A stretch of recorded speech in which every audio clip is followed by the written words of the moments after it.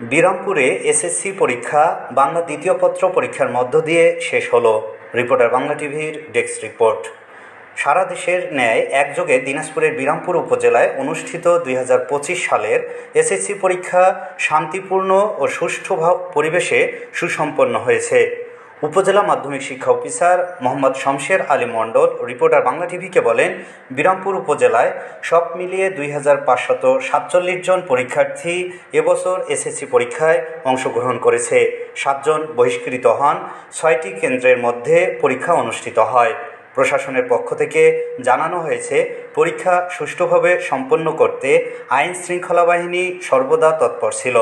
পরীক্ষার সময় সার্বক্ষণিক মনিটরিং টিম কাজ করছে এবং প্রতিটি কেন্দ্রে পর্যাপ্ত পরিমাণে দায়িত্বপ্রাপ্ত কর্মকর্তারা উপস্থিত ছিলেন। বিরামপুর সরকারি বালিকা বিদ্যালয় কেন্দ্রের একজন পরীক্ষার্থী রিপোর্টার বাংলা টিভিকে বলেন, এবছরের প্রশ্নপত্রগুলো ছিল যথেষ্ট মানসম্মত ও সিলেবাস ভিত্তিক। প্রস্তুতি অনুযায়ী ভালোভাবেই পরীক্ষা দিতে পেরেছি। শিক্ষকদের দিক নির্দেশনা ও স্কুলের সহায়তায় আত্মবিশ্বাস নিয়ে পরীক্ষাগুলো দিয়েছি। আশা করছি ভালো ফলাফল করব। গত 10 এপ্রিল থেকে অনুষ্ঠিত এসএসসি পরীক্ষা শুরু হওয়ার পর আজ 13 মে মঙ্গলবার বাংলা দ্বিতীয় পত্র পরীক্ষার মাধ্যমে সম্পন্ন হয়। তারই ধারাবাহিকতায় বিরামপুর উপজেলায় এসএসসি পরীক্ষা সুষ্ঠু ও সুন্দর পরিবেশে শেষ হয়। আজকে সবার পরীক্ষা ভালো হয়েছে, এটাই।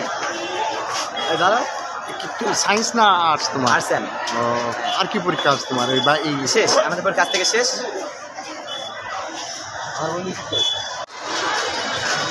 কি পরীক্ষা ছিল আজকে? আজকে বাংলাদেশের পরীক্ষা ছিল, পরীক্ষা অনেক ভালো হয়েছে।